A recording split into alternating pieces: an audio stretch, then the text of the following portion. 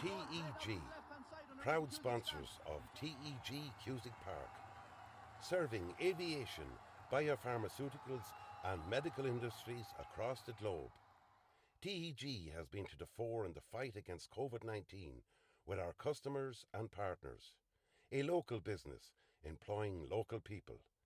Visit teg.com/careers to learn more. Wishing all our GAA patrons a safe passage through the championship.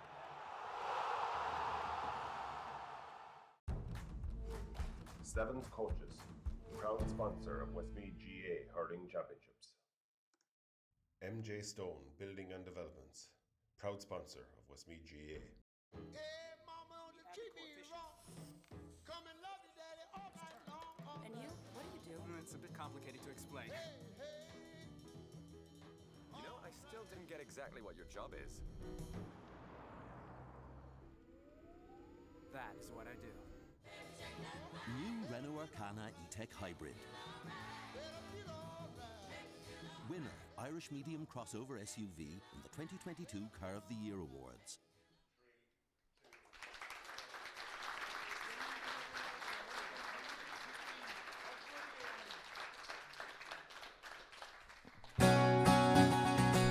Well, I met my love by the gasworks wall. Dream the dream by the old canal. I kissed my girl by the factory wall. Dirty old town, it's a dirty old town. I'm going to make me a big sharp eye, shining steel, hammered in the fire. I'll chop you down like an old dead tree. It's a dirty old town, it's a dirty old town. Go to siren up around the dock. I saw a train set the night on fire. I smell the spring from the smoky winds. It's a dirty old town, it's a dirty old town, it's a dirty old town, it's a dirty old town.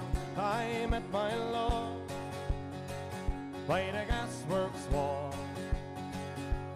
Dream the dream by the old canal. I kissed my girl by the factory wall.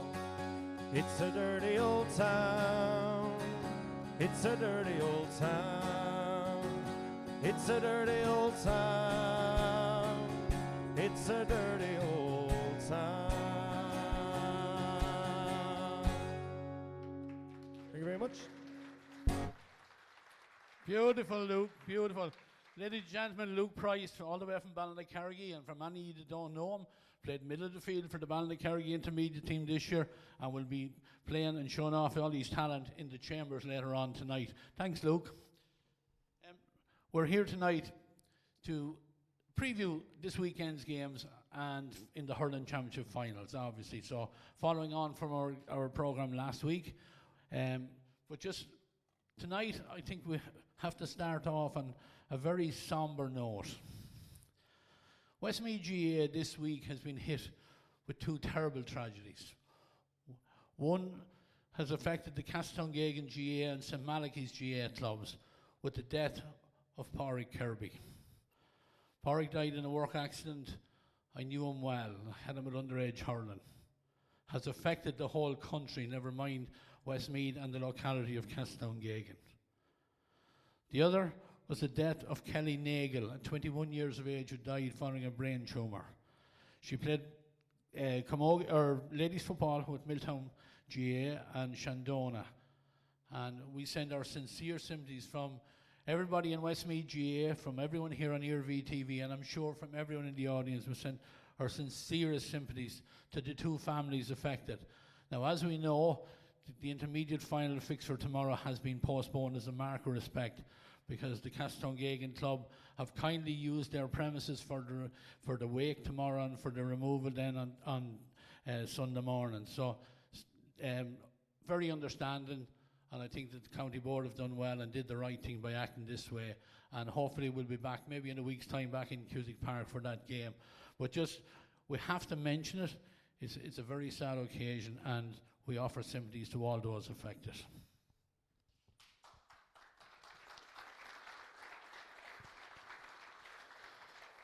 Our first two guests, we don't have a couch for you here today, boys, but our first two guests here, going to join me here on my left-hand side, will be Alan Mangan, manager of Castletowngagan, and P. Kelly, who's the manager of Crookerwood Senior B team. So, lads, you're welcome on set here.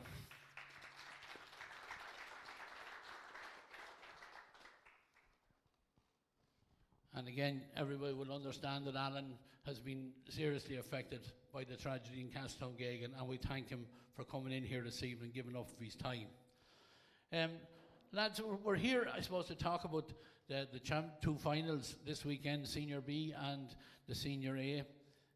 P. Kelly here, just introduce him here closest to me. P is from Tullamore in County Offaly, so, you know, we had to let him across the border anyway, but what can we do? But he is here, and before he tells everyone that I taught him everything he knows, well, it's the truth. So that'll tell you how little he knows. P, you're very welcome as well. P, we just talk about the Senior B final tomorrow. You came across both Ringtown and Oliver Plunkett's. You know, can you call this one tomorrow, or what do you think? How was the Senior B standard, I suppose, first of all, this year? How did you find it?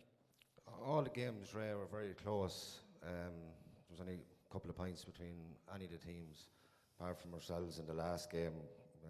Ringtown gave us a bit of a lesson in the second half, but first game again, Plunkett's, Crookerwood, we were 2 points off them, so we won every other game after that, maybe by 2 or 3 points. But all the games, like Delvin, Cullion, any of them could have went anyway, you know. Yeah, probably the big surprise for us on the Westmeath Game podcast that we did during the year was probably to see Delvin, who a lot of our so-called experts had predicted, you know, to be in a final. But, you know, it's a very even competition, and, you know, the teams that got themselves organised the best are now here in the final tomorrow. Well, that's it, the best play in the final, and I was disappointed that we didn't make the final, because we, you know, win your semi-final and the final kind of takes care of itself. But going back to Delvin, I would have looked at Delvin as a game to try and win and pit ourselves again, and we got over them. But they were down maybe a couple of players as well. Josh Call wasn't there that day, and, you know, just chatting Brendan there, like, if you're down 3 or 4 club players, it's hard in a club, like, you know.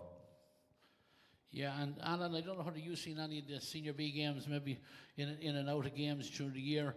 You know, have you seen either Ringtown or Oliver Plunkett's? I know you'd know Oliver Plunkett's from coming across them up and down the years anyway. Yeah, saw Ringtown playing Delvin before us in St. Lomas a couple of weeks ago. I was very, very impressed with them, because Delvin had all their players back for that game, really put Ringtown to the sword. But to be fair to Ringtown, they stood up to the task, and they seem to be going very, very well this year. They were very good in particular in the semi-final against Pat's team, and they put in a massive performance in dire weather, if it be told. But no, really impressed with Ringtown this year so far. Oliver Plunkett's, we obviously went from rags to riches. They were just stayed up last year in a penalty shootout against St. Bridget's, and look where they are this year. It just goes to show when you put a bit of hard work and the players all buy into the system that they're trying to play, that it comes up trumps. So it's no, both teams going very, very well this year. Obviously Plunkett's were in the final for the last few weeks anyway, getting ready for this game. So it's going to be a tough, tight encounter on both teams, but I wouldn't like to be trying to call it now. Alan, and just before you go, we won't put your neck on the line just yet there. But Alan, you ended up with Caststown in a semi-final. Do you think it's an advantage to Ringtown to have him played that semi-final, and alternatively a disadvantage to Plunkett's to have to sit for 4 weeks waiting for this game? Well, it's an advantage to get over the semi-final. It's like we played in the semi-final last year, and we ended up winning the championship. We played Hurling in the semi-final, and that was it stood to us the semi-final. So in my eyes, it's a big advantage to play in a semi-final and win it. It's not so good where you're sitting waiting for 4 weeks, and sometimes even it could even be a bit longer waiting around to see who you're going to be playing and what you're going to do. Like, training needs to be on point, and a couple of challenge matches that are arranged need to be really, really good. And then you're throwing yourself into a challenge match that you don't really know who you're up against, and you could walk yourself into trouble and getting a trimming or whatever. But no, it's definitely, in my eyes, it's an advantage playing the semi-final, but you obviously have to win it. Yeah, P, of course, that refers to you. It was an advantage. Was no advantage to you because you went out at the semi-final stage. But you know, that game will surely stand to Ringtown. It'll have to be a help to them going into the final now tomorrow. Yeah, 100%, Ray. And like, we played Ringtown before, and we got the matchups right. Mark Cunningham, very good hurler. Luke Moore, they played Johnny Hardiman back as a sweeper. So they just caught us on the hop the last day. They had Charles Flynn up in the forwards, and Mark Cunningham was out midfield. So they just done a few little different things, that they were coming from nearly midfield, running with the ball, and they were very hard stopped, you know. And Plunkett's kind of played a similar style of hurling, the 20-30 yard pass, you know, and a lot will depend if Ringtown play with a sweeper, like, you know. You just don't know what they could change back and go one-on-one, like, you know. So it'll all depend on what tactics are coming up, like, you know. Yeah, well, look, it's an intriguing battle between the two teams in it. These two teams, remember, met, I think it was 2 years ago, in an intermediate final. So, again, great credit due to both teams and great progress made by both teams. Yeah, 100%. And I'd be looking in at, like, Plunkett's, and they're underage there, one and under 15, and they seem to be going back to the youth. And there's lads coming on. Iarmhi guy didn't play against us in the first round. I think he came on and scored 1-2 there in one of the matches. So they seem to be getting it right at the right time. And then Ringtown missing a few against us the first day as well. Emmett Corrigan, you know, came on the last day and scored 1-3, you know. So it'll be interesting to see, you know, what matchups go again one another. You know, I was at the match the last day. It was a draw match down in the Downs, and a good game of hurling. Plunkett started very well that day, and then Ringtown came back at them. But hard one to call, Ray. The bookies have, I think, Ringtown 4-6, so they're never too far out, you know. Alan, you know, these are two teams that down through the years have had success and would have been senior teams down through the years, and as P said, maybe fell away from the top table for a short while, but you know, great progress been made by both of them now trying to get back up to senior.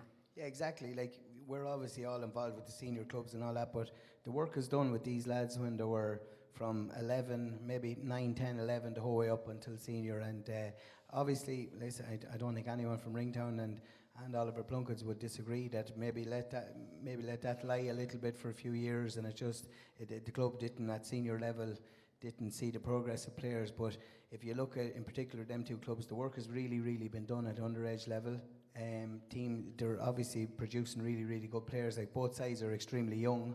If you look at the age profile of both teams, but it's credit to the coaches within the whole club, and not just the lads that are over the senior team. It's all about the club, and it's all about progress of these younger players. And the more benefit the Westmeath County teams and so on will benefit more from all these clubs getting better as the years go on. So if once you concentrate at underage level, these clubs will benefit once they get to senior. Yeah, and both clubs, of course, with great facilities, you know, in both in Ringtown and in Robinstown. So credit to both of them. And look, and I'm not going to ask you two guys to put your neck on the line here, because we don't want you getting your your head taken off you maybe later, or down the town or whatever, because you didn't favour such a one or such a one.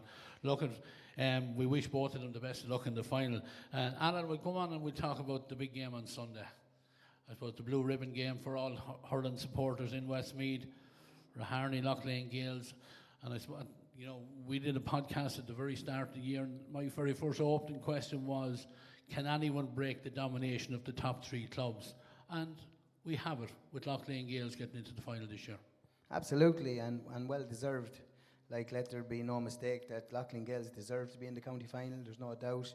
They beat all the top teams on the way through. Obviously, they didn't beat Raharney in in the league part of the championship, and we had got one over on them in it. But it all comes down to knockout hurling. You have to get yourself into a position to be in the knockout game at the end of the day, and Loughlin Gales deserved the victory against us on the day. They outfought us, they outbattled us, all 50-50 balls on the day. They won 90% of those 50-50 balls, and they're the games that you earn your salt as a club and as a player. And to be fair to Loughlin Gales, they're in the final now, but no one from Raharney is going to hand the cup over to them and say, there you go. They only won a semi-final now. They still have to go on now and win the championship.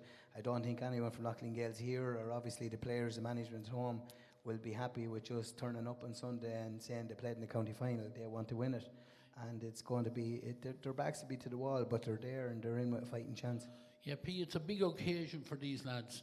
You know, when you go to a county final, I know you were involved with Clonkill here a couple of years ago, went to a county final.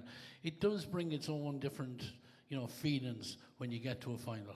Yeah, there's a little bit of extra pressure going into a county final, and probably the heart is beating a bit more and whatever. But like going back to Loughlin Gales, I remember we'd be looking in as an outsider.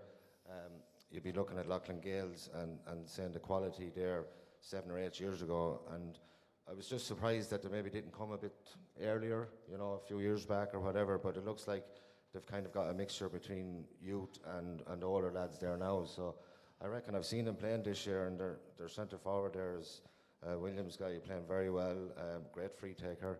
So, and a good goalie. If you've a good goalie, good free taker, Raharney the same. Killian Dial put frees over. So it could come down to that on Sunday even.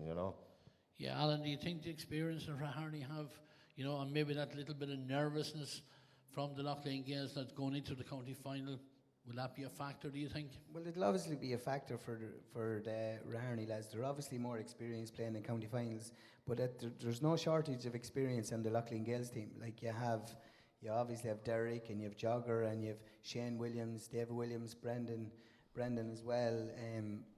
These lads have played in top games for Westmeath down through the years, and not just at club level, So I wouldn't be fearful of them with the occasion getting to them. They have lots of experience in that team, and I'd be fairly sure that they'd be well able to handle the occasion. Yeah, there was a big win for Raharney in the group stages. We covered that on Iarmhi TV. It was an easy enough win. I suppose if you're on the Loughlin Gales side of the fence now, you're going to try and revenge that. And I think in that game, none of their forwards scored from play, so there's plenty of motivation going into this game. Absolutely, like we were all in, and we were all very surprised at that result. But at the end of the day, that's only a group stage game. That's not going to help Raharney either, knowing that they've beaten them by 14 points leading into a county final. And you might go in a little bit undercooked and so on, and that's up to the management of Raharney to get them lads right for that. But at the same time, these Raharney lads have some forward line. They're solid in defence, but like when you add in the two Doyles, they're capable of doing anything with the hurling ball. They're phenomenal hurlers. And then you have the Owen Keys, and you have Joey Boyle, and you have Owen Ahern, and lads like that can really turn it on the day. So Loughlin Gales are going to have to keep it tight, there's no doubt. But at the end of the day, you're in with a fighting chance once you're in the county final. Yeah, P, you said you've seen the Gales playing. Like, they have a fair sprinkling, like with Derek and the Jogger up front probably this weekend, goalkeeper. And a lot of those lads have been around, and like you say, you feel their time is now. They're at a nice age. It's county finals are about winning, and no one can predict tonight what's going to happen on Sunday.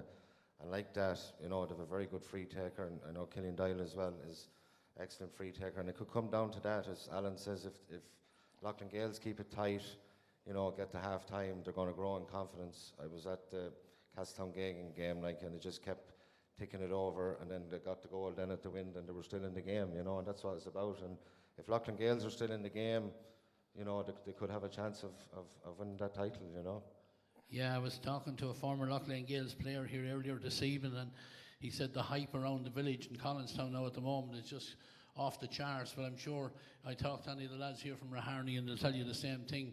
Beaten in the semi-final last year, they'll be hoping to get that Westmeath Examiner Cup back again for this year as well. Absolutely, the big thing for the management and the things and the committee in Loughlin Gales to make sure that the players don't buy into all the hype. They need to keep their feet firmly on the ground. It's the big thing for Loughlin Gales is to make sure that they're still in the game with 10 minutes to go. If they're still in the game with 10 minutes to go, anything can happen. If you let this Raharney forward line get on top of you very, very early, they could be very hard pegged back. But at the same time, Loughlin Gales, as they proved in the semi-final, they're up for a dogfight. They beat us because they were more up for that dogfight than we were. So if they can keep it in within touching distance with 10, 15 minutes to go, they could very well cause an upset here. But at the same time, it'll be very hard done. Yeah, it's very hard to look past Raharney, and like I think in that group game was something like a 14-point difference. But you know, like you say, both sides now have to, Raharney on one side have to make sure that they go out with the right mentality, and Loughlin Gales at this stage really have nothing to lose, Pete. Like you just go in and as the fella says, no regrets. Yeah, and that's, you're 100% right. Just give it a lash. As Alan says, like, look, Raharney are quality all through, like, you know, nearly their half forward line, it says, is a Westmeath inter-county half forward line. So the pressure's on them as their favourites, like, you know, and if everything goes their way, you'd imagine they would get over the line. But like Loughlin Gales are a serious side too, like they've Jogger back there as well, and you know, the question in everybody's mind is, where do you play him? Like, you know, where's his best position? But look, hopefully it'll be a good contest, and it'll be a good game, good hours hurling, like, you know. Yeah, exactly. We will find that out at 3:30 on Sunday where they're going to play him. We spoke about him, and you know, during some of our podcasts during the year, Alan. But it's not fair because to mention him alone, because this Loughlin Gales team are far from a one-man team. Like we all know the experience that Derek McNicholas is going to bring to this side, but you know, on the other hand, we've seen Jamie Mulcairns coming into that Raharney full back line, and he's been outstanding, a young talented player. So there's going to be some massive battles on it. Like P said, you have the two Williamses, you have Owen Daly, you have Micheál Daly. Like Loughlin Gales really at this stage, I would say, have very little to fear going into this game. No, and they've nothing to fear. Like they've got over the hurdle that they've been trying to get over for the last whatever number of years, and they're in the county final now, and they're in it by merit. They're not in it for any other reason. They didn't get in there by being lucky or anything like that. They bet all the teams in the way that they needed to beat, and they're in there now. At the same time, people say, oh, where will Jogger play? If I was playing Loughlin Gales, I wouldn't mind where I played him. He's quite capable of playing anywhere from 3 all the way up to 14. That's up to Raharney to worry about where he plays. At the same time, Raharney have been very, very solid in defence this year. Jamie Mulcairns coming back in a full back has really, really excelled. I know he's been good for the last number of years, but this year in particular he's been very, very good. Obviously Robbie dropping off from centre back and giving that little bit extra protection to the lads is obviously the way Raharney will play. And then you have David Hickey and Rory Keys on both sides that are well able to get up and down the field. But at the same time, like Loughlin Gales have a really, really solid forward line with Owen Daly there.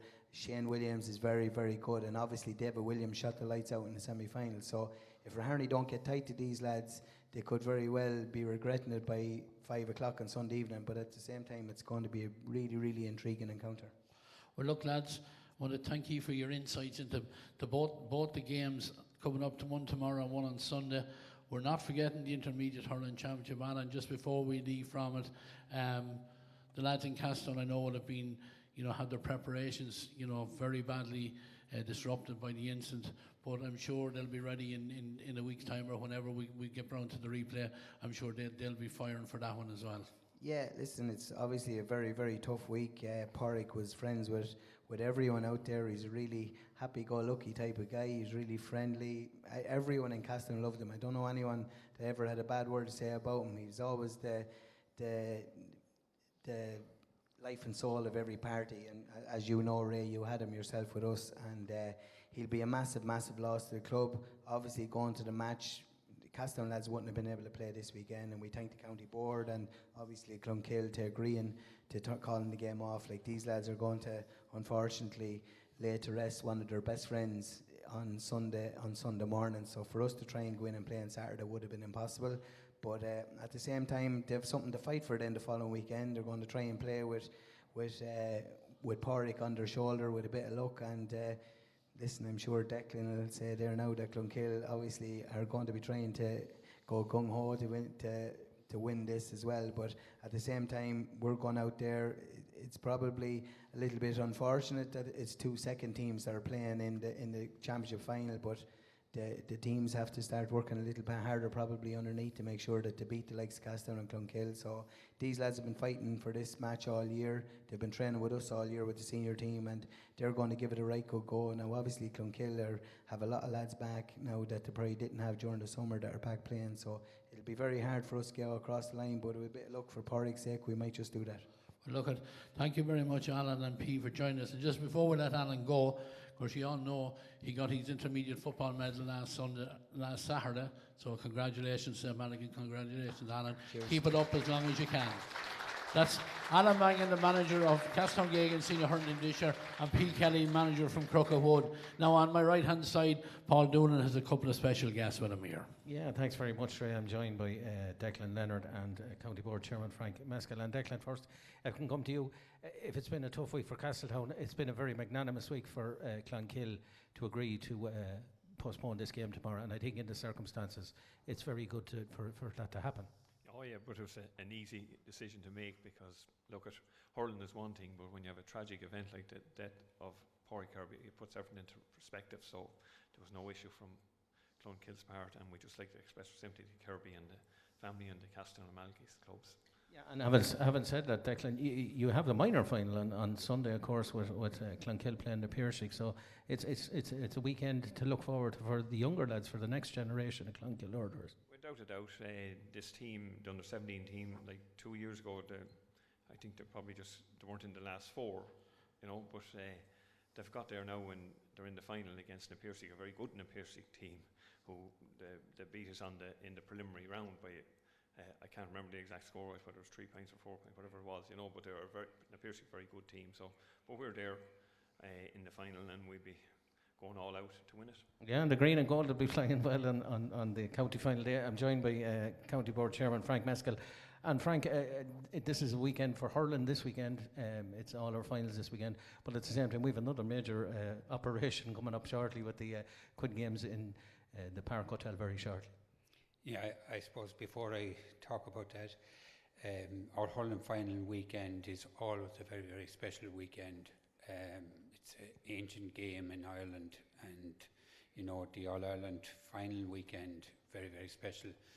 Here, this is our All-Ireland final weekend in the county, and I'd just like to wish all the clubs the very best of luck in that. I suppose practicalities, you asked me about the Quid Game. Yeah, 29th of October, we have a huge night in the Park Hotel. Really looking forward to it. A lot of work going into it, a lot of work from these clubs here. They all have a participant, all have a stake in it. They've been given a task, those participants, of raising just over 2,000 each. That will be half of the income, we hope.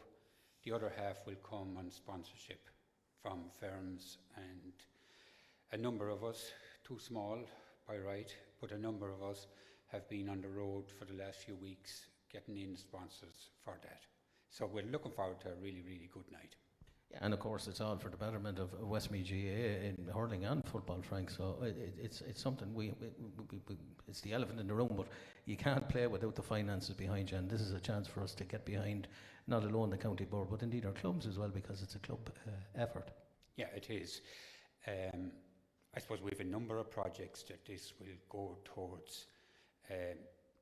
The sponsors up here, Slevens Coaches sponsors all the hurling competition, but just Michael and James Stones here from New York sponsoring our development squads, and they're a huge importance to us. Part of this money that we raise will have to go into that, of developing our players, our young players. Cusick Park has served us so well, but it needs a little bit of work to it. And we have another big project I hope will come off pretty soon, where we need to build up a bit of money in the bank to finance the beginning of that project. So our county teams, hurling and football, a huge expense there. When you look at spending 600,000, 700,000 on those. And there's nothing we can do about that. Desi and Joe Fortune will want the best for their players. We need to provide the best for them, and we need to keep up with the other counties. And we are doing that, doing really, really well, hurling and football thanks mainly to Joe and Desi and the squads that they have. So yeah, every shilling we raise will be accounted for. We're hoping to go about it in a bit of a novel way. I'm hoping to avoid levies on clubs. You know, I mentioned last week at all costs. Again, it's not at all costs, but we would hope to be novel in our fundraising. I think there was a bit of a sigh of relief when we announced in the Park Hotel that each club would be expected to bring in roughly about 2,000. I think the clubs breathed a sigh of relief when they heard it was only that, believe it or not. But, you know, no, we are looking for their support, really are. Yeah, and we would definitely, on Iarmhi TV, we hope to be there, number one. But Declan and Frank, thank you very much for joining us here on the panel. And back to you, Ray. Thanks, Paul. Thanks very much, lads. That's Frank Maskell, Chairman of the County Board, and Declan Nenner from the Clonkill Club. I'm going to go back over here to Luke here. He's getting ready here. I think he has another one ready there now for us. So, Luke, we'll hand it over to you.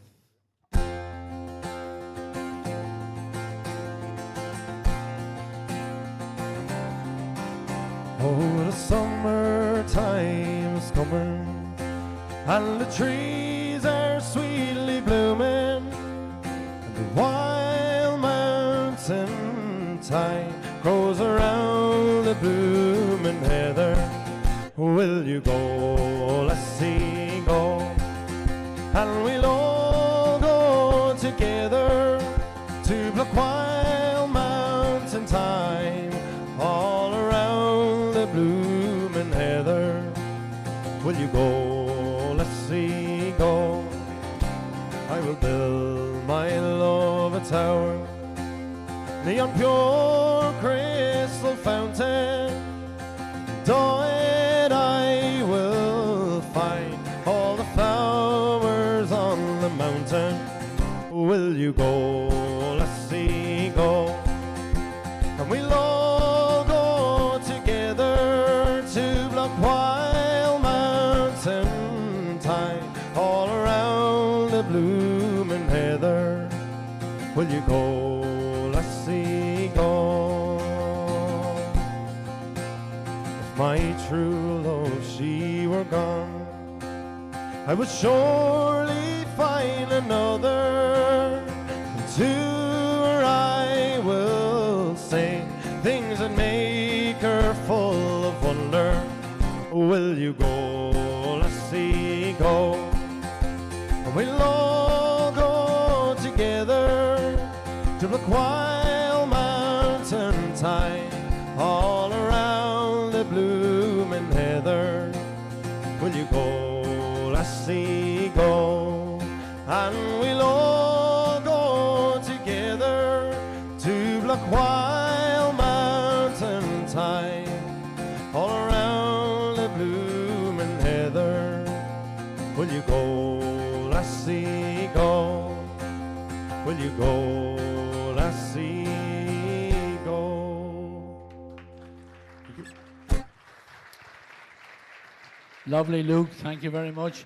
I think Luke might be leaving us now at this stage, but thank you very much, Luke. He has another gig on in town later on. We might get in to catch the end of it with a bit of luck. I think for now we're going to take a break for ads, and we'll be back in about 2 minutes' time.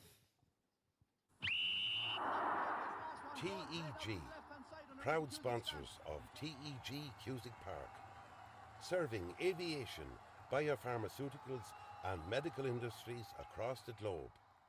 TEG has been to the fore in the fight against COVID-19 with our customers and partners. A local business employing local people. Visit teg.com/careers to learn more. Wishing all our GA patrons a safe passage through the championship.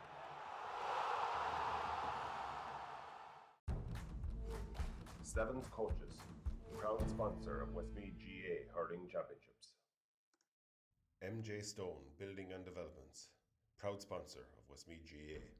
Hey, mama, don't you treat me wrong. Come and love you, daddy, all night long. And you? What do you do? It's a bit complicated to explain. You know, I still didn't get exactly what your job is. That is what I do. New Renault Arcana E-Tech Hybrid. Irish Medium Crossover SUV in the 2022 Car of the Year Awards. We welcome our viewers at home who are watching us here tonight.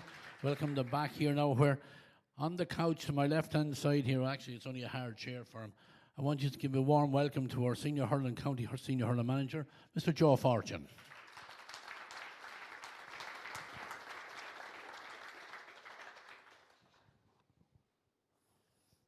You're very welcome, Joe. Thanks. Put you on the hot seat again. I think myself and yourself have spoken a couple of times during the year.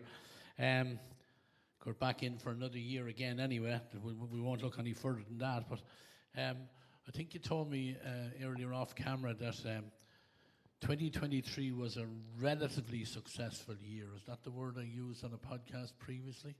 You obviously...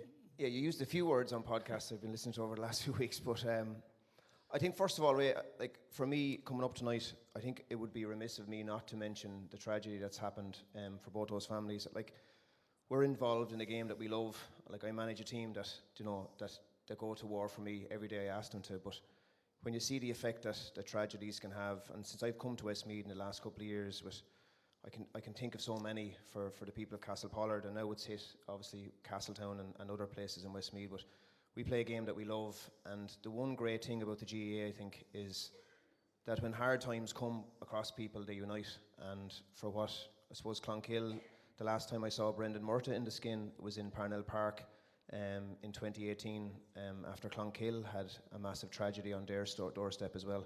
And I'll never forget that night, because I think we try to extend our gratitude and respect towards the Clonkill community, but just on behalf of myself and I suppose the Westmeath Senior Hurling panel, just to extend our condolences to the people in Castletown and further afield who are going through a really tough time at the moment, and we'll be thinking about them. Yeah, lovely words, Joe. I think very much, and it will be appreciated in time. I'm sure they'll get word about your sentiments as well. There'll be lads here that will take them back. But anyway, Joe, we'll go back to 2023. Starting off with the Walsh Cup, I think we started off down in Ballinasloe in a game against Galway. How did you think the Walsh Cup fared out for yourselves? Look, we came in, I suppose, to build on 2022 on the basis that we started 2022 in the Keogh Cup, which we won. We won a Division 2 National League, and we finished, I suppose, in the Leinster Championship after 22. And we looked at the Walsh Cup as being a chance and an opportunity to blood some of the young players that thankfully have been going so well at the moment in club championship for the respective clubs in Westmeath. But it was definitely something that I suppose stood to us on the basis that we did get to see a number of new players. But at the same time, Ray, the step up from Division 2 and Keogh Cup to where we were in Walsh Cup and Division 1 was significant. And there was a learning process there for a lot of the younger players, but a lot of our older players as well, on the basis that you're coming up against Galway and Dublin and teams like that in comparison to where we were the year before. But look, I suppose leading into the Division 1 and I suppose the type of year that we had, you know, we started off down in Clare for a National League and had some really tough days in the National League this year. But I suppose the big thing for me was to make sure that we maintained that Division 1 status. And while the year was very learning and there was a lot of experimenting done, because we were missing a significant amount of players over the course of the year. Like if you take the year right before I came in, that the boys were successful in winning Joe McDonough, they'd lost to Laois to put them back down to Division 2. But out of that team alone, we were missing, you know, we would have been missing Tommy Gallagher, Angus, Killian, Niall Mitchell, Jack Galvin for an awful lot of our National League as well. And it didn't really give us a chance to have a stable team because of that significant loss. And I suppose that's not an excuse, because at the end of the day then we went to Thurles and we had to fight on the flat of our backs to maintain that Division 1 status, which the players did, and they put in a very good performance against Laois to maintain that, which was really important for the future of Westmeath Hurling, that we can stay in Division 1 for as long as possible, because we get those crowds to Cusack Park, and it's very rare that a team will come to Cusack Park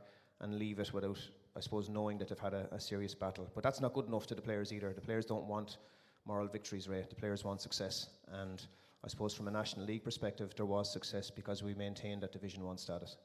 Yeah, and it was achieved, as you say, with a great performance below in Semple Stadium against Laois, and, you know, make sure we have Division 1 status for next year. You know, you said about the Walsh Cup, and it's a serious place to learn, but Joe, really, for anyone that has any aspirations about hurling, it's the only place to learn. Yeah, look, when I took the job initially in 2022, that was made very clear by the players and the county board that they wanted to maintain that level of interaction at the top level for Westmeath for as long as possible. And you don't learn as much about yourself, I don't think, against teams in lesser divisions. But at the same time, Ray, we have to be realistic about where we're coming from and the reality of what we have coming through the pipeline. And I suppose you look at the club championship over the last number of weeks, and I've been really impressed with how all the players from, or I suppose the senior squad that we had, and some guys that would be really, really interested in, have done so well. But we are limited in our numbers and in our senior teams in comparison to the relative teams that we're coming up against. But it's not for lack of endeavour and effort. These players put their lives on hold for Westmeath from a football and from a hurling perspective, and they certainly are. I suppose the support that's in the background is huge from the county board. But look, it's the same as anything in life, Ray. If you really want to do something, you'll find a way, and if you don't, you'll find an excuse. And there won't be any excuses in 2024 from us in regard to what happened this year. Yeah, and you know, I spoke to you up in Abbottstown earlier in the year, and I complimented the job you did in actually keeping them mentally right, because it must have been soul destroying going out in some of those league matches, knowing what was probably coming down the line, but still you got them up again, time after time. You got them up then for that Laois game, you know, which turned out to be, you know, probably your biggest win of the year. Yeah, it did, and I suppose most managers will take the accolades for all of that, but I'd put that back to the group on a massive significance as well, in that we've got real leaders in that dressing room. You know, the likes of Tommy Doyle and Cormac Boyle and those, you know, Derek McNicholas when he came back in with us this year, you know, Killian as a captain, they really led it from within the dressing room, and it would be easy of me, but it also would be remiss of me not to mention the fact that a lot of the leadership comes, and we missed certain players not being there this year as well, you know.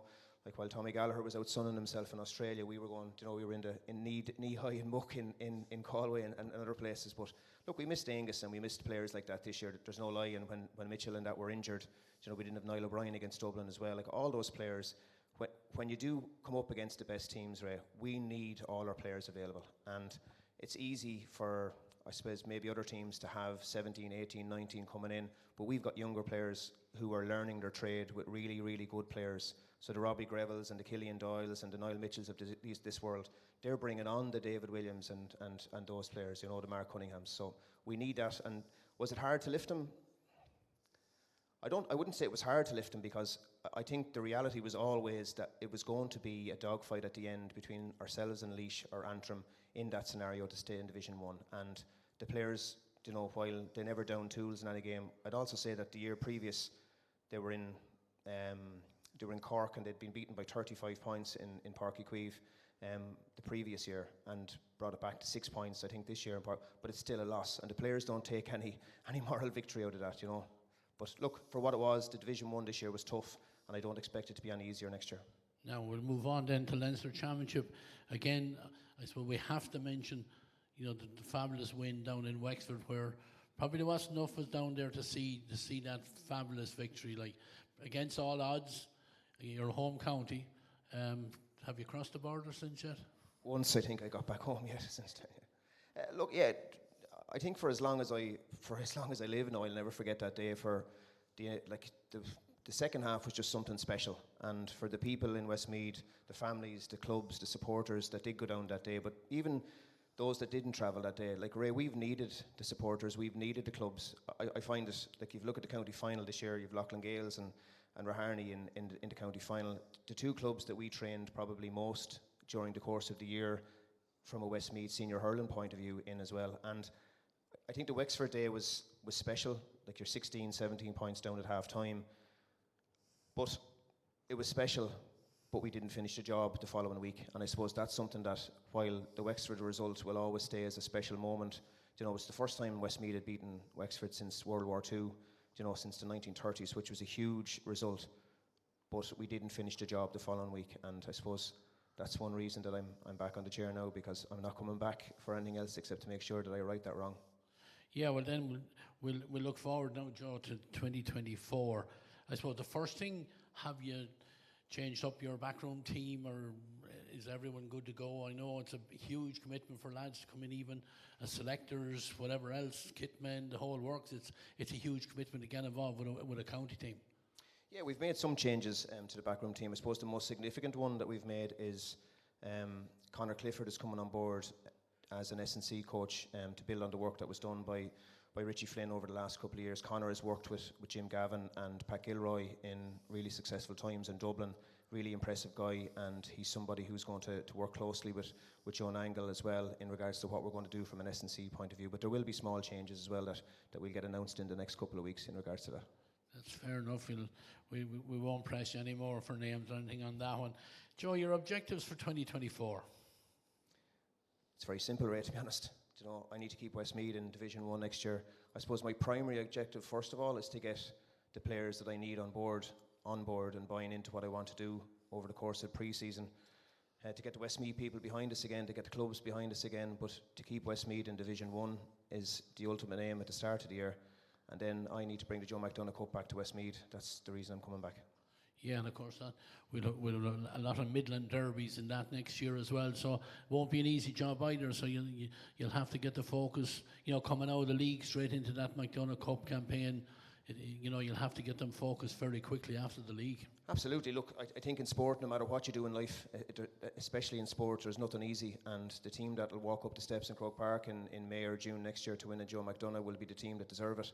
I heard a couple of the lads, Alan and that talking earlier on about, like, there's no room for sentiment in these games. And, Offaly and Laois and, Meath, Kerry, there's very little on any day between any of those teams and Westmeath. So we're going to have to be at our best, but in order for us to be at our best, we're going to have the best players available to us as well, and that's something that we hope to have over the next couple of weeks and months. Come here, have you? I know you have got to see a good few of the championship games at all levels. Is there much young talent out there? Is there much new talent, say, coming off the under-20s, for example? Now, were you impressed with what they did last year? Can you see, a couple of players making the step up from 20s to seniors? I think Westmeath were very unlucky last year in that match in Cusack Park against Wexford. The young players that are coming through, the likes of David and Mark Cunningham and Rian Holding, they've had a very good year with their clubs. The likes of young Luke Moore has done really well with Ringtown as well. So there are a lot of players coming through, Ray, but we're conscious as well that I suppose the line that's there is sometimes significantly smaller than other counties, but we need to get success, and I know that the county board are working really hard as well to put a really good management team together for the 20s this year so that we can build on the success that was there last year. Right, thank you very much, Joe, and we look forward to the start of January or whenever we're back in action again to see what players make themselves available, and we hope you get what I know is your big aim, is to get all the best players in the county on your panel and performing for the county in 2024. Come here, before we go, we'll just have a quick word on the games at the weekend. Senior Hurling Championship final on Sunday. I know you've watched a lot of the games. Are you going with the obvious one, or do Lough Lane Gales have a chance, or are we all writing them off too easily? Look, it's a final. Brendan and that will speak to you later on, and Angus and that, about what it means to be in the county final. That ball is thrown in on Sunday. I think the bookies at times have been wrong and have known to be wrong before. I think it's huge for both clubs. I think it's testament to the work that's going on in Collinstown and in Raharney too. I know obviously Castletown will be very disappointed, Clonkill will be disappointed this year as well, but the two clubs that are in the final, like Alan said earlier, deserve to be there. Look, the players, the standard that's on show on Sunday. What I'm really looking forward to is the teams that have come through into this final. I think Sunday could be a cracker. I think the two teams will really go at it, and I think for the likes of, obviously for Jogger coming back, Derek being involved as well, and what he's given to Westmeath. I've heard, like I said, a couple of the podcasts where the likes of Pat was saying that Derek would deserve a medal, but Alan said earlier on, the Raharney lads won't hand them a cup for sentiment, and if they win that final, they'll deserve it. So look, best of luck to both teams. They've some really good players on show, and I hope the two clubs enjoy it. Senior B final on Saturday. Ringtown again, plenty of young players I'm sure that have come to your attention. Yeah, Ringtown have done really, really well, and they've been managed really well with Jerry involved with them this year as well. And from I suppose from Plunkett's perspective, Plunkett are trying to build on that foundation that's in hurling in Mullingar now at the moment as well. And there's massive work going on in both clubs. like tomorrow will be special for both clubs, and I've seen a couple of the Plunkets games and the Ringtown games. Ringtown were really impressive in the semi-final, like that was previously mentioned. So look, it's a big weekend. Frank spoke about it being the All-Ireland weekend in Westmeath hurling. Again, there's very few counties do something like this, and I think what you're trying to do to promote the games at the weekend, I know Marie and Keith and the people like yourself that are involved in the background, as much as you do at times give out about me on the podcasts, you're doing a fair job of this up there as well. Now, Joe, me and you started off on a real good footing, maybe 2 years ago. I hope we don't go out not being good friends. Only joking. Joe, I appreciate your honesty, and you will appreciate where I'm coming from as Absolutely. well. Look, I'm not going to ask you to call the 2 games because it's not fair, because I know you have lads that are going to be involved in both panels, and I don't want anyone to turn around and say, oh, you didn't go for us. But look at Joe Fortune, all I can do is, on behalf of all of us here, clubs and everything, wish you the best of luck for 2024. We hope you squeeze every last ounce out of those lads and bring us joy come next June, whatever, up the steps for McDonagh Cup again, and we hope that's the last time we're ever in it again.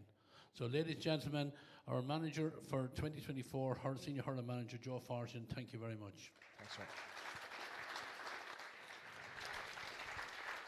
And standing here on my right-hand side, ready to go again with a couple of guests, Paul Doolan, over to you. Yeah, thanks, Ray. And our Senior B final tomorrow is between St. Oliver Plunkets and Ringtown. I have Connie McCormack here from St. Oliver Plunkets and Eamon Doyle from Ringtown. And I'm kind of a divided loyalty here, because I actually played hurling with Oliver Plunkets many years ago. And of course, my nephews were involved with Ringtown. But Connie, a very special day for Mullingar, for Oliver Plunkets. It's been a long time coming. Well, it has, I suppose, but we're kind of rebuilding. We won the intermediate a couple of years ago. We've had a couple of tough years up and down. We won the intermediate in 16. So the new format, I suppose, is new to us. And last year was our first year. Senior B was a tough year. Stayed in it by the skin of our teeth. But having said that, we actually had played reasonably well during the year. Even the games we lost, there was very little in it. You know, there was 2 and 3 point defeats. And we came through. We had to beat Crooked Wood to get into a playoff against Bridges again, and that game eventually went to penalties. We won 2-0 in penalties. Yeah, and that game last year against Crooked Wood, I actually happened to be at that this year. And how pivotal was that game now when you look back on last year and look back to this year, and the penalty shootout, is it? Yeah, it was a game we had to win for many reasons. The senior team we'd been lacking a bit of youth coming up, and to stay in the senior B ranks just helps, gives a target for these young lads coming through. And I suppose the difference between last year and this year is that we've got 3 or 4 good minors that are starting on the team now, and that's a huge. We haven't had that in a long time, and it's just working well. The club's going well. Like this year is the first year that all our championship underage teams are at the Premier level, and we won under 15 Premier last year, and we didn't no silverware this year, but at least it's the first time in 20 years where all Plunkets under 13, 15 and minors were at Premier grade, and from where we'd come from, we were actually playing amalgamated hurling 5 years ago. So in fairness to the coaches and the club as a whole, it was a serious effort to get to that, and then that just makes the senior manager's job a lot easier when he's got the young lads coming through. Yeah, and shoulder to the wheel, it's very similar to other clubs. And speaking of other clubs like that, Ringtown are on a very similar trajectory. Eamon, it's been a while coming. They've been rebuilding for quite a number of years, but it's looking for back-to-back championships, intermediate championships last year, and going for a Senior B title this year. So it's positive times for the Ringtown club. Yeah, very much. It's actually our first time ever to play in a Senior B competition. And like last year we won the intermediate, tough campaign as well, first one in 20 years. And this year, it was, unknown, but we fared very well. And so far so good. And it's going to be a tough day tomorrow, but it's great to be there. Yeah, and that's the most important thing, is to be there. Like for the likes of Mullingar, I know I'm a Mullingar man, and for Mullingar team to be in a final, and indeed for the parish out there, Whitehall, Bigwood, all those areas out there, it's a huge. I mentioned this last week in the football one as well. It's huge for the community out there as well to be taking part in these finals and see a bit of colour around the place. Oh, terrific! It brings everyone together. It makes all the difference. I mean, it's nearly the main thing everyone's talking about. It's just compared to years that were no finals or nowhere near them, you know, and it's just made an awful difference. You know, it's it just brings a positive spark to the place. Yeah. Absolutely. Well, we wish St Oliver Plunkett and Ringtown the very, very best tomorrow in our Senior B final. Ray, back to you. Thank you very much, Paul. Thanks to the lads, Connie and Eamon from Oliver Plunkett and Ringtown, respectively. For our viewers at home, we're going to take another ad break, and we'll be back here in about a minute's time. TEG, proud sponsors of TEG Cusick Park, serving aviation, biopharmaceuticals and medical industries across the globe. TEG has been to the fore in the fight against COVID-19 with our customers and partners. A local business employing local people. Visit teg.com/careers to learn more. Wishing all our GA patrons a safe passage through the championship.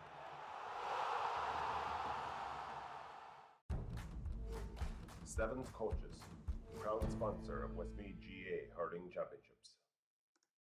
MJ Stone Building and Developments, proud sponsor of Westmeath GA. Hey, mama, don't treat me wrong. Come and love you, daddy, all night long. And you? What do you do? It's a bit complicated to explain. You know, I still didn't get exactly what your job is. That is what I do. New Renault Arcana E-Tech Hybrid. Winner, Irish Medium Crossover SUV in the 2022 Car of the Year Awards.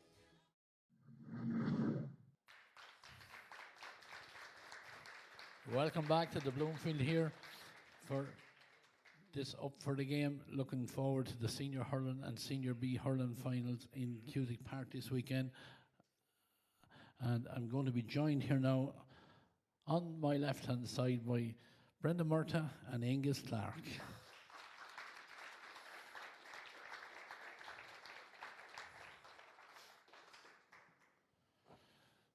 Thank you very much, lads, for joining us here tonight. Angus in particular, thank you for coming in again under all the circumstances. Brendan, thanks very much, and great to get talking to you here and seeing you looking as fit as you ever looked in the last 30 years, I think, there now. So I guess there's no sign of you hanging up the boots and giving anyone a break. But anyway. Talking to Angus or me? Oh, I was talking to Angus. Joe Fortune mentioned there, but what a thrill it is to get to a county final. Angus, you were on one, both of you actually were on one last year, came out on the right side. You've come out on the other side a couple of times as well.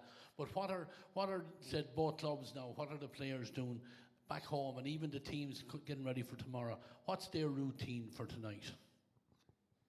I think most players are kind of different, but I think in general probably trying to tune out of it, I'd say, tonight, and kind of relax, get the bodies kind of get a good night's sleep, not be winding themselves up all night and not sleeping, I suppose. So a good night's sleep and take a chill in the morning, and you know, you're kind of building yourself up as the day goes along then. So, you know, come an hour or two before the game, you're starting to get built up then, and you know, at the end of the day, you're trying to peak for the start of the game. So, you know, we get wound up too early. So everyone has their little bits and tricks and different things, but in general, I think they'll be trying to keep it calm tonight and calm in the morning, and then build up then towards the kind of throw-in.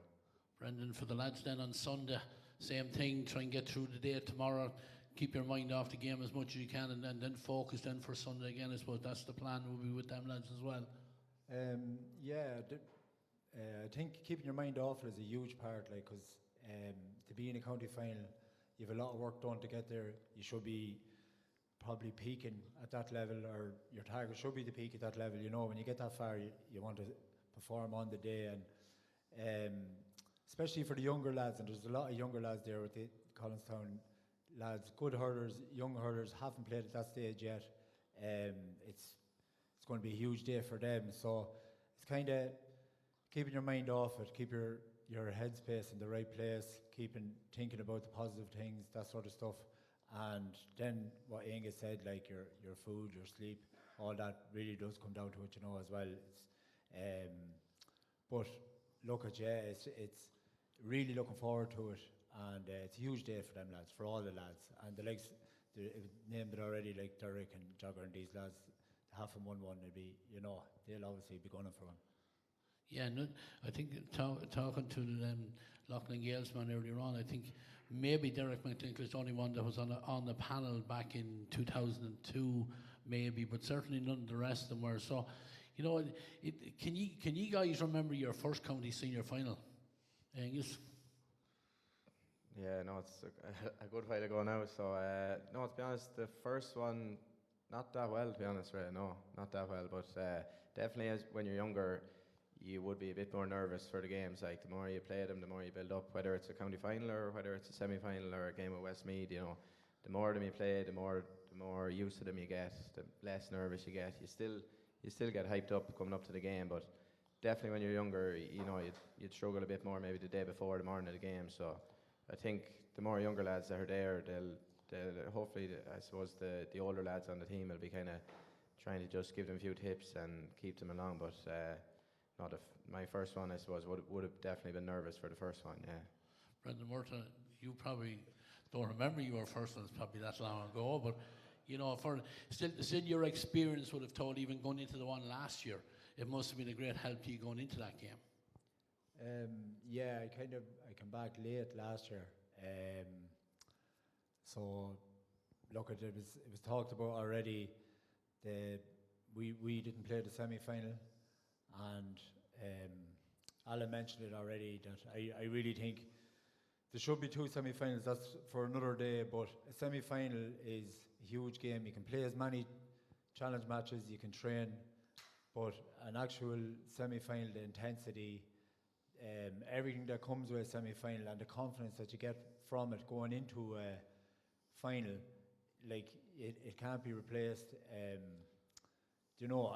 for preparation going into a final, I think a semi-final is huge. So look, Raharney done it 2 years ago when they came out first. There was no semi-final. They went straight to the final and they won it.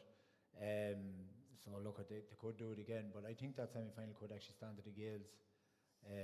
Look, it's all we'll see pretty soon. But going back to my first county final. Yeah, before you go back, before you say about your first one, what year was it, Brendan? Sorry? What year was it? When did you play your first county final? When did you win your first county senior championship medal? Well, my first final was in '98. The first one I won was 2001.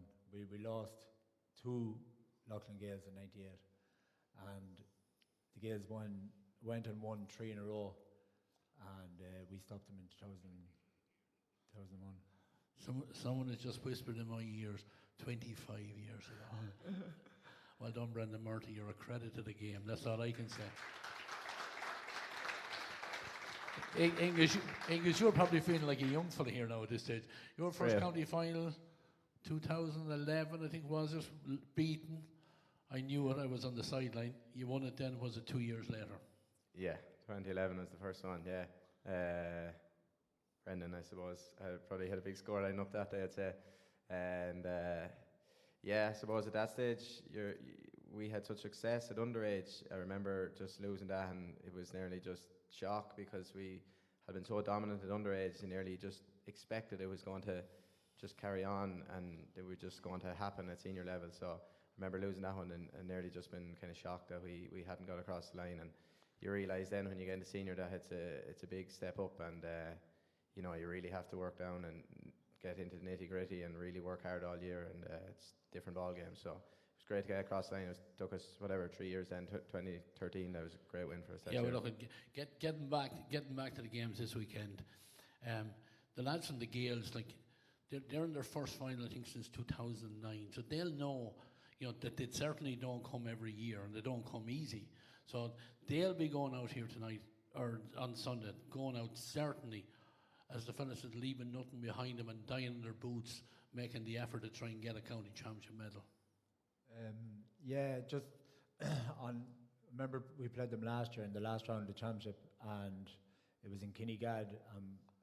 I think we were already in the county final at the time, and they were deflated kind of an outfit that time. So obviously the amount of work that has been done with Collinstown this year, they're a completely different outfit. They're hungrier. They're working so hard for the ball, that ruck ball, and they've done a lot of work. Even their structure, the way they're lining up, they're going to be hard bet. Saying that, look, there's no hiding the Harney team that's there. Like,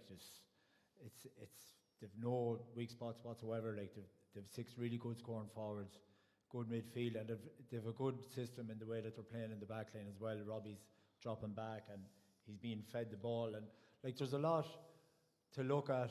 I'm looking forward to seeing it on Sunday with just the matchups, the way the Gaels are going to try and stop that sort of, because if Harney get a run on them, as Alan said already, especially early in the game, it could be a hard day at the office. But look, it's there and it's all to play for, and it'll be good to see. Let's put it like that. But I can't say that. I think it's going to be closer than people think. Yeah, Angus, you've had, yourselves come up against the Gaels in their last 2 games, semi-final and the last game in the group stage, which he narrowly won and then obviously lost the semi-final. So, you've seen them really, really up close, and have you been impressed by them throughout the year? Yeah, I have been impressed with them throughout the year. I suppose the only game I haven't been impressed was the Harney game. I was at that game, and to be honest, they had some great performances all year, and that game was a complete flop for them. So, and I think even if you look at our last game with them, often you'd learn a lot. You'd learn nearly more from a game in defeat. When you actually lose, you really analyse why you lost, what happened, and they obviously did that and rectified it against us in the semi-final. So I think going back to the actual Harney game that they played earlier in the year, they'll have a lot to learn from that, and they'll actually be able to look at that. And I think sometimes when you lose, you really kind of go into it and see why did you actually lose and what happened on the day. Harney probably steamrolled them and just moved on. We're happy enough. Probably didn't think about it too much, but I'd say that hurt them deep, and I think they'll be definitely looking at what happened that day, and they'll be trying to rectify that big time. Yeah, and management, change of management, I think in Loughlin Gaels this year with Joey Williams coming in again. Joey would have been part of that successful Gaels team down through the years, so he'll know what a county final day is like as well. Experienced hurler. Joey won a good few championships over the years with that good Loughlin Gaels team, and there's plenty of Williamses on the team now. It's a big influence there. But look, it's his first year. He's obviously after bringing a lot to them. You can see, and I was just watching him on the sideline. I was actually again Raharney, and they just got caught. Raharney got caught for a few goals. I remember Derek had a chance of a goal. I think there was only 4 points, and he kind of took a snatch shot where he probably had more time than he knew. Now, I'd say Derek gets that chance the next day, it'll be a different result, it'll be in the net. But that would have brought it back to a point, and Raharney went down and got a goal, and it was that kind of a swing there. There were 7 points, and they kind of drove home then. But I think the Gaels kind of dropped their heads when they knew they were going to be bet. Like, it's county final, that's not going to happen the next day. So I just think it's all to play for there, and that semi-final might just stand to the Gaels. It's hard to know now. We'll see, because they have the work out. Don't get me wrong, they really have the work out to stop Raharney. A fine team to have there now. Very fast, very skillful. They move the ball very well when they have space, and they will do damage. Yeah, Brendan, you of course played against Raharney in their last group game, so you've seen them recently and close up, and they have been impressive in their last couple of games. New manager in for this year, coaching with them as well. A lot of work on, and they've really, they've really looked the part in the latter stage of the championship, as far as I'm concerned, anyway. Yeah, they've. I suppose like the start of the campaign, they were short a few players. Castlepoller beat them in the first round, and since then they've drove on. They're a completely different outfit now. They're missing a few players, said like at the start, but they're looking stronger and stronger every day. Really. We kind of died off near the end, and like we didn't have answers for them when they really came at us at times, and that's, when you're in the battle there, you need to be answering the questions, and we couldn't that day. They were very good. They worked the ball well. Their movement is actually very good in the forwards. They don't line out where their numbers are in the forwards, so they can cause a bit of confusion at times, which gives them space, which will be punished, So it's like, that's for the management of Loughlin Gaels to be tuned in for that. Any sort of changes, because they do change around, like they move around, and like most teams now. So, like I said, like it's going to be a tight affair. It'll be great to see the kind of matchups. Our lads going to be changing positions to mark different players. How are they going to stop the system? And then there's the talk of like Joggers home. Where's he going to play? Different things like that. So it'll be really good to see. But I think Loughlin Gales will be putting their best foot forward. Like, you know, it's a county final. You can see him starting and where he'll start. You know what I mean? And then, you know, them sort of changes are going to change things around. So it'll be good to see. I actually think it is going to be a cracker of a final because they're going to really get stuck into each other. You know, the Gales have nothing to lose. Got a good hiding off from the last day.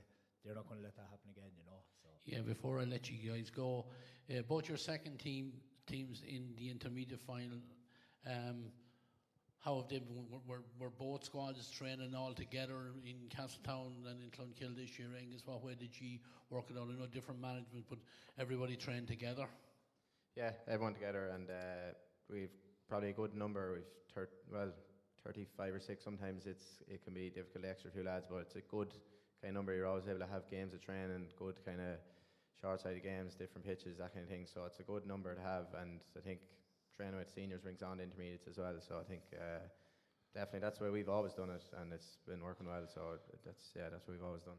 Brendan, you'd concur with that? Yeah, very similar. Yeah, the intermediate lads, like there's nights there where you might be shook, you could have injuries, dads away.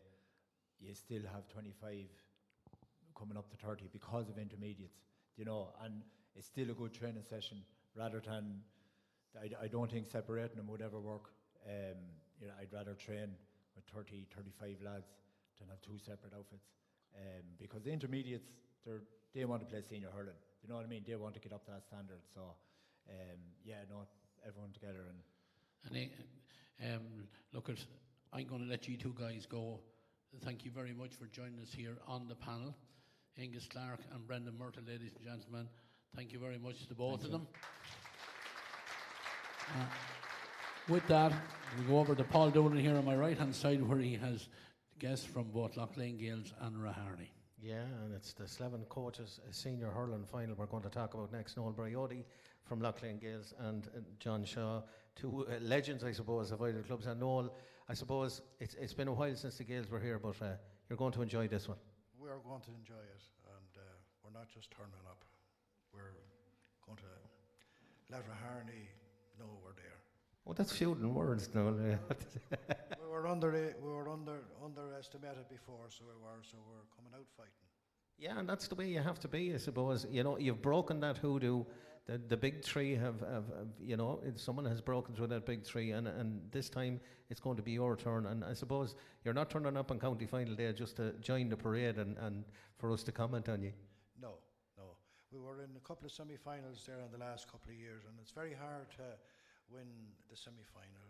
I find, and a lot of the lads find, that's a county final. The loser is gone. The winner goes on to the next stage, the final. On the day, it's 2 teams, anything can happen. Yeah, and look, that's exactly what it is. It's 60 minutes, and John, you played in a few, you won a few and lost a few, but at the same time, it must be different for you watching from the sidelines. I know you've been on commentary with us in Iarmhi TV on a number of occasions, but it must be a very strange feeling to be looking at lads that you've went to war with as well. Yeah, not looking forward to the final in one sense, Paul. Where do you sit for starters? Like usually you're sitting down. Oh, you can sit beside us. We'll have a chair for you.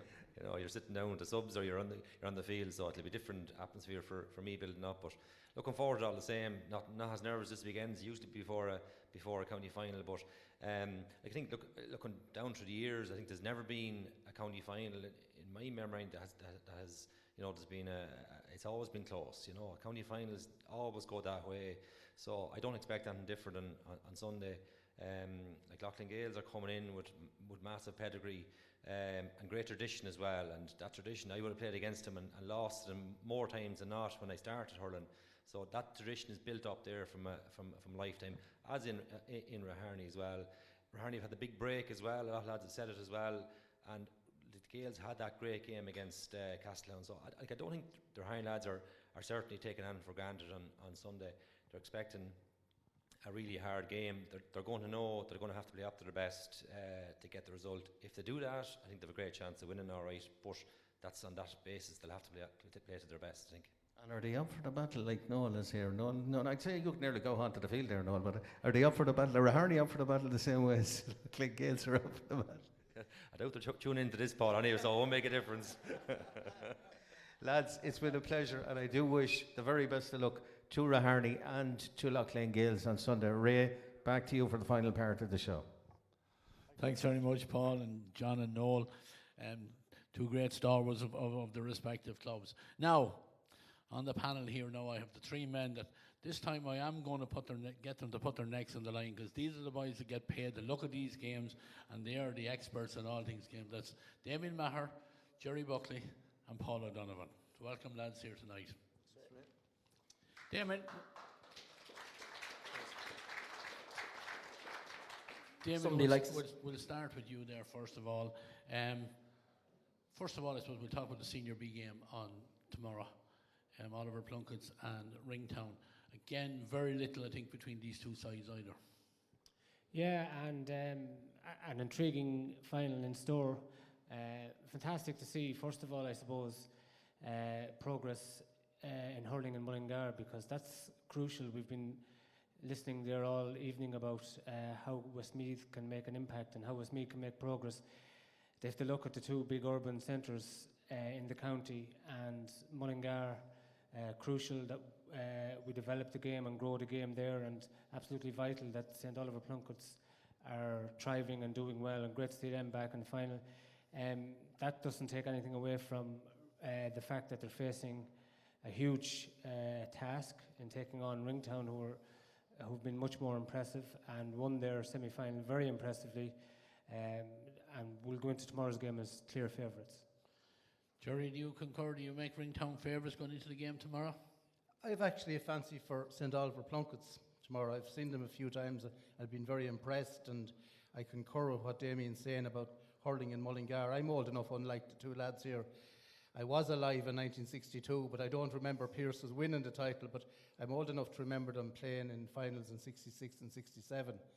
And obviously the final 10 years ago as St Oliver Plunketts. And you know, it'd be great to see hurling flourish in the town. Damien is spot on. I've seen Plunketts a couple of times this year, and I just felt there was something to them this year. And from a few games out, I think they're capable of going all the way, and I'm sticking with that. I know they're going to be up against it. I know Ringtown are a formidable outfit also, but from what I've seen so far, there's just something about them this year. It's a bit of, as I said to a mother or one of the parents, or one of the lads that I know, there's a bit of kind of cut to them this year that I just like. Paul, I think myself and yourself covered, I think, the last group game for Plunketts for Iarmhi TV, and we were very impressed with them and how they finished out that game, put up a big score against Brownstown. So what's your feeling for Sunday, or for Saturday? Do you still fancy Plunketts, or are you going to give them the kiss of death? Well, one lad here has gone for Plunketts and one has gone for Ringtown, so what can I do but go for the draw, you know? And they played already this year, and you know, ending a draw wasn't anything between them, you know. Two very evenly matched sides. Really looking forward to the game. Yeah, Plunketts have surprised me. I didn't give them much chance early in the year. I think they all know that. They've all reminded me of that so far. You know, I thought Delvin were going to be thereabouts, as most of us did, but Plunketts have come in, done very well. Ringtown have done really well too. Drove through Ringtown this evening, and the place is just a wash out there with banners and flags and green and gold everywhere. There won't be much in it. Some great players on view. You know, Mark Cunningham is really coming on there for Ringtown. You know, Luke Moore's had a great year too. Plunkett's doing very well. Of course, Paddy Lynham there as well.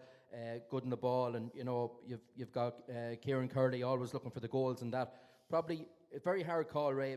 Don't know which way to go. Plunkett's getting a few more goals, I think. I'll be shocked, but I'll go with Ringtown.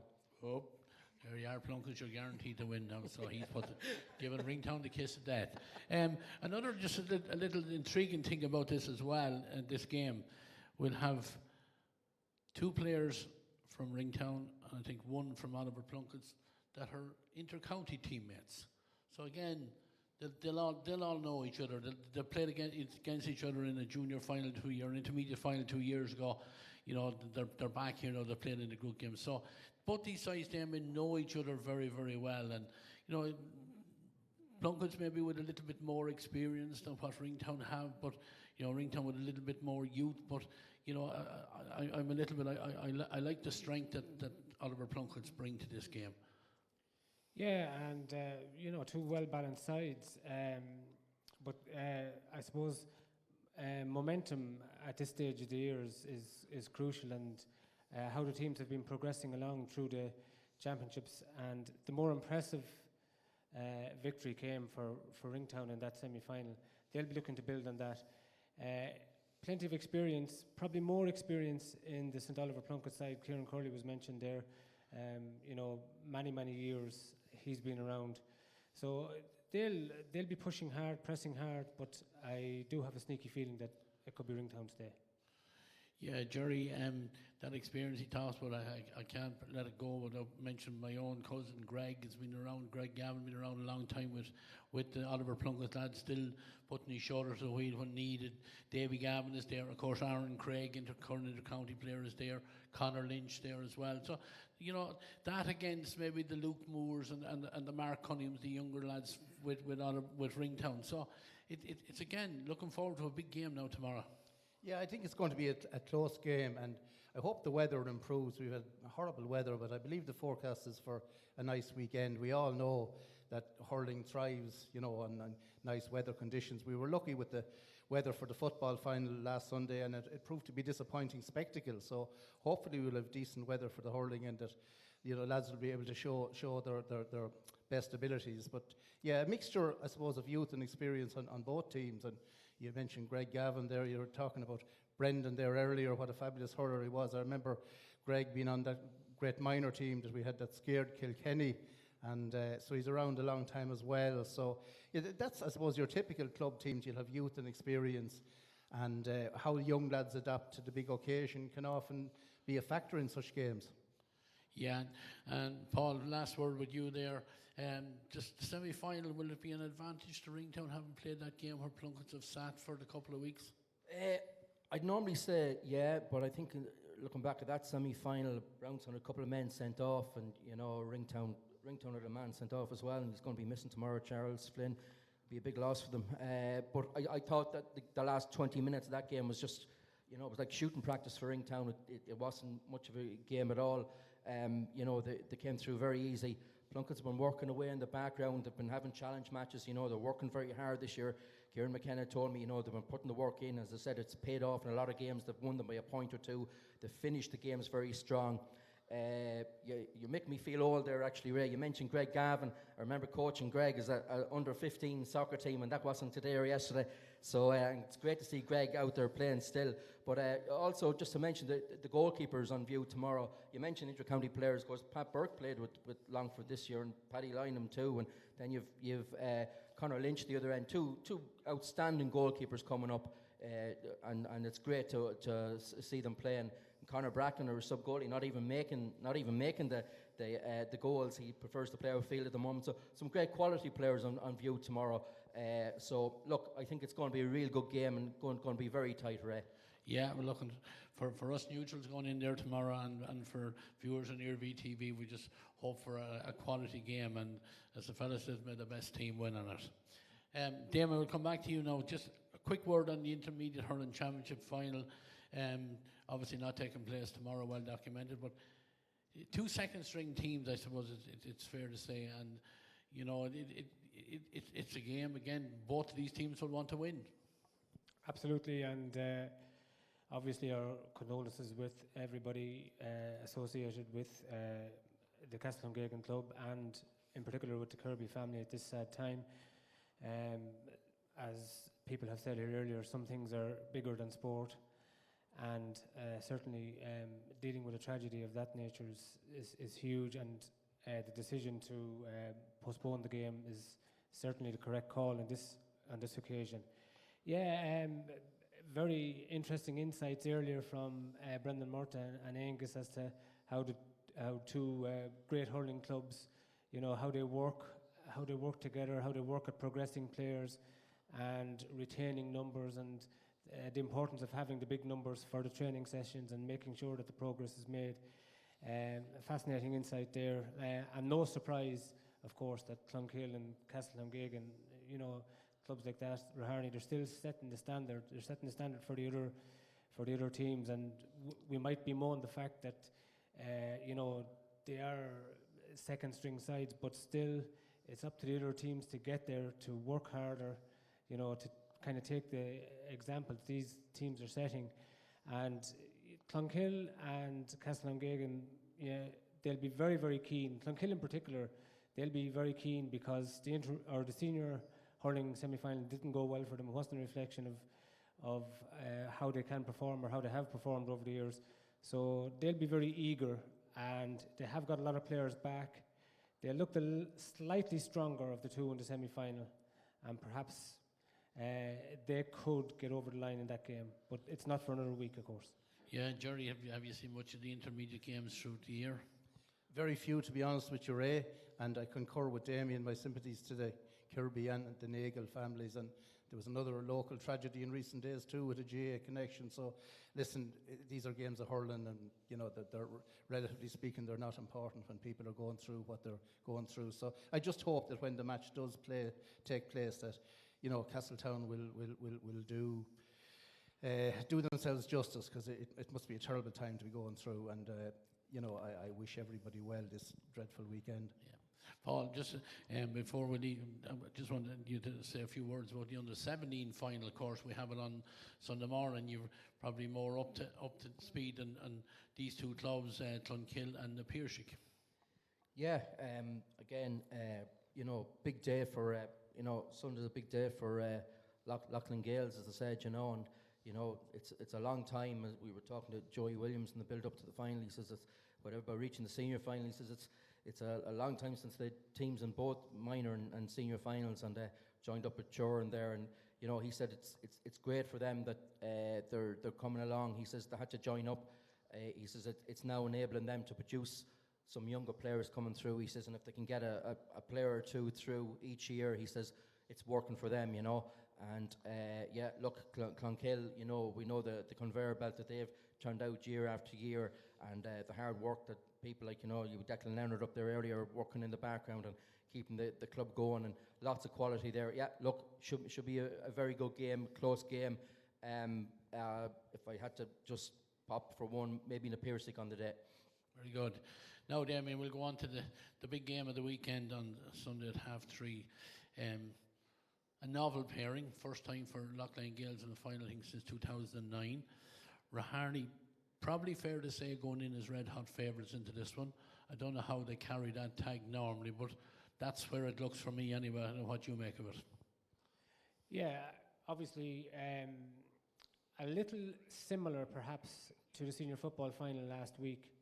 There was a question beforehand, how long could Coralstown Kinnegad hang in there?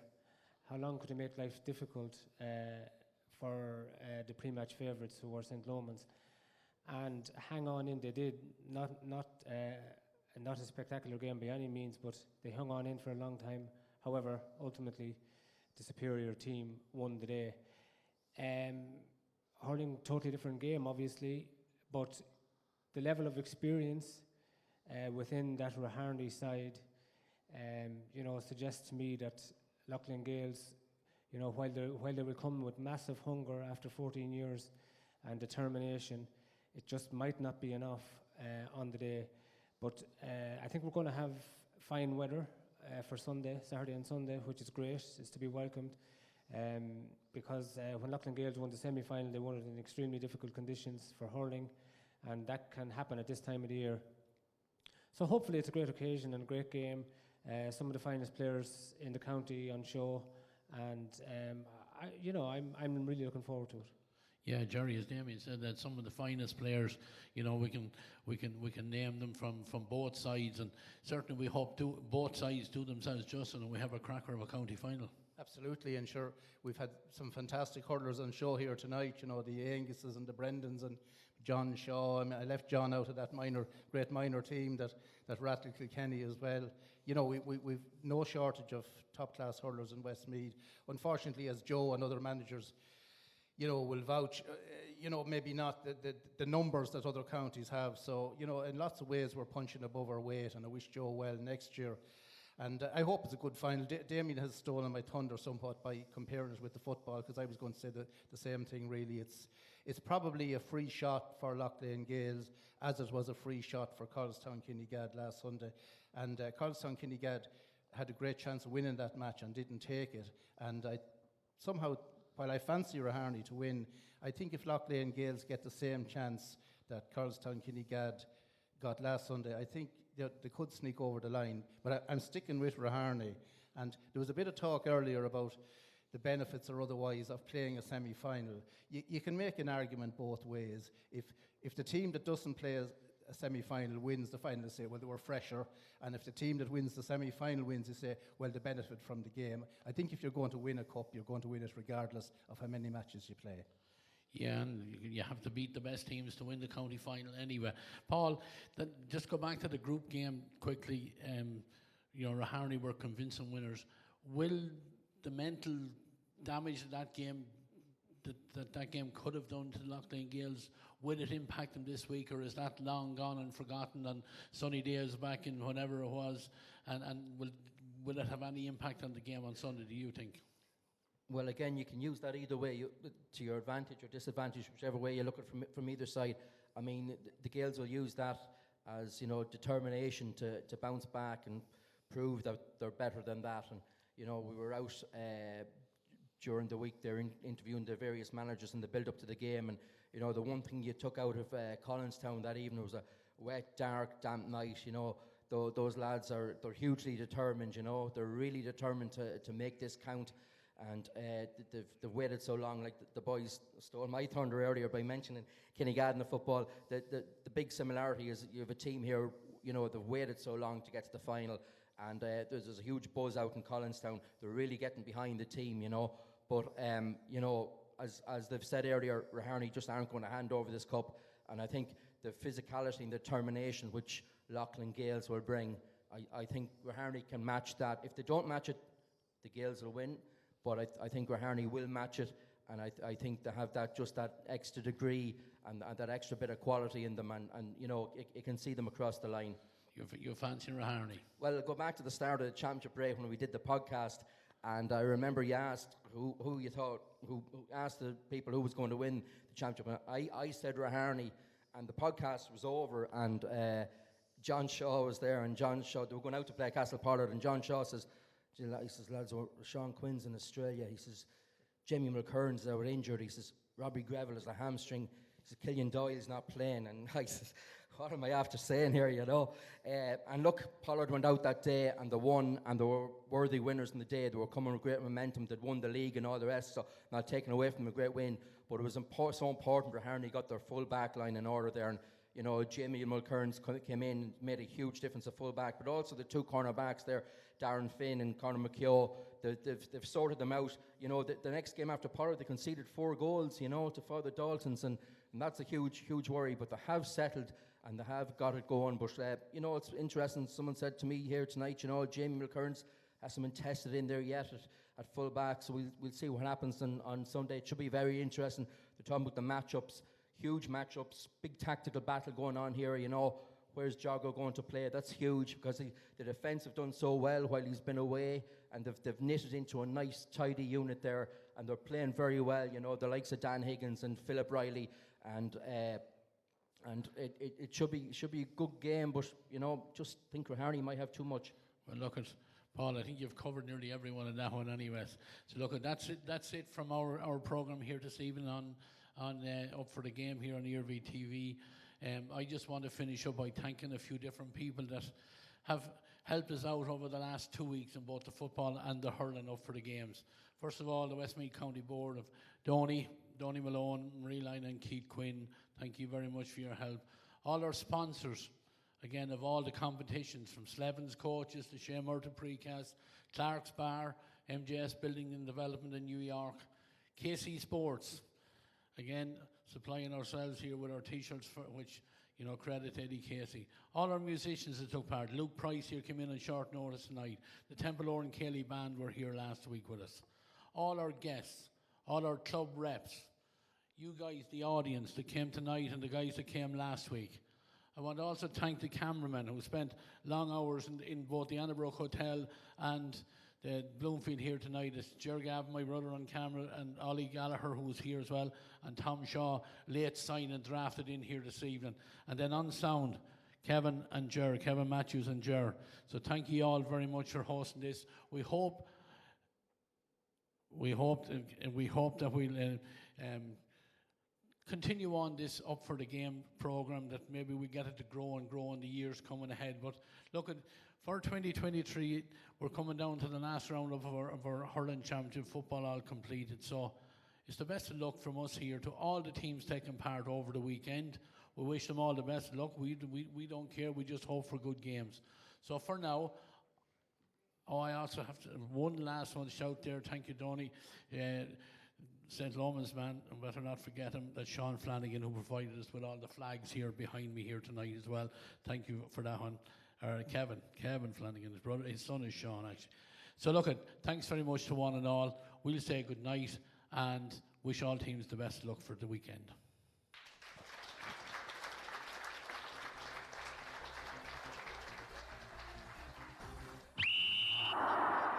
TEG, proud sponsors of TEG Cusick Park, serving aviation, biopharmaceuticals and medical industries across the globe. TEG has been to the fore in the fight against COVID-19 with our customers and partners. A local business employing local people. Visit teg.com/careers to learn more. Wishing all our GA patrons a safe passage through the championship.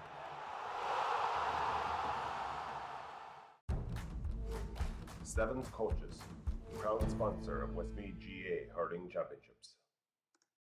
MJ Stone Building and Developments, proud sponsor of Westmeath GA. Hey, mama, don't you treat me wrong. Come and love you, daddy, all night long. And you? What do you do? It's a bit complicated to explain. You know, I still didn't get exactly what your job is. That is what I do. New Renault Arcana E-Tech Hybrid. Winner, Irish Medium Crossover SUV in the 2022 Car of the Year Awards.